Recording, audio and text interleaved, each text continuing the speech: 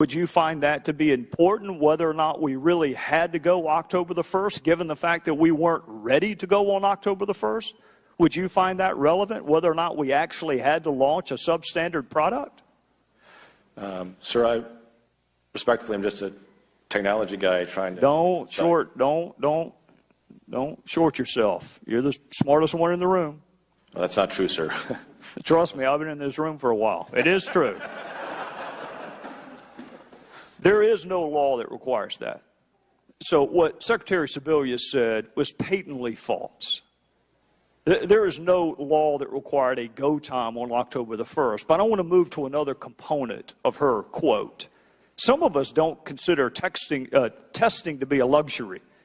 But let's assume arguendo that she's right, that additional testing would have been a luxury that would have been nice to have. How much more testing would you have done prior to launching?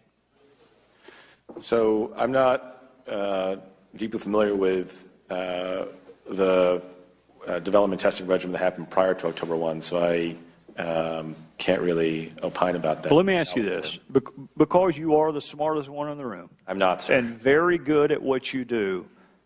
Where in the heck were you for the first 184 weeks?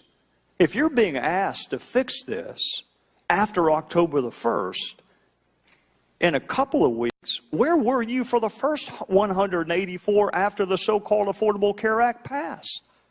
Where did they have you hidden? So, sir, in my role at the White House as U.S. CTO in the Office of Science and Technology Policy, I'm a technology and innovation policy advisor, so I have a broad portfolio of responsibilities. But you're obviously good enough that they brought you in to fix what was broken. It's been called a train wreck.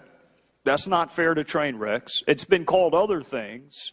They brought you in to fix it. Why didn't they bring you in to start it? Why didn't they bring you in to build it? Why are you doing a reclamation project? Why didn't you build it? I'm part of an all-hands-on-deck effort that's been mobilized across the administration to actually help under Jeff Zion's leadership. In the lead up to October 1, that wasn't part of my role. When will it be operational to your satisfaction?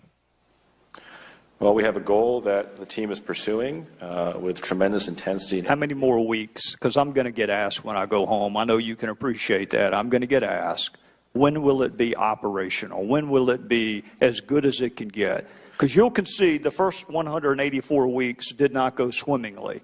Is it going to be another 184 weeks?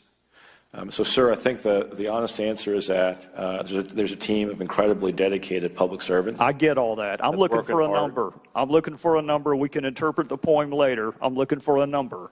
That's working hard to have the site functioning by the end of this month smoothly for the vast majority of Americans. That's the goal. The gentleman's time is expired. I might stipulate for the record that Mr. Park was at HHS at the time of passage and for that roughly first 2 years. So his expertise does come out of the origins of Obamacare. Well, my question, Mr. Chairman, was simply if he's good enough to be brought in to fix it after the locomotive has crashed off the mountainside, where in the hell was he for the first 184 weeks when it was being broken?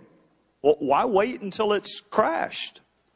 If he's a savant, and I'm convinced he is, where's he been? I know the Obama girl is missing, but he wasn't. I think they found her, actually, the lady from the website. I think they found her. But where's he been?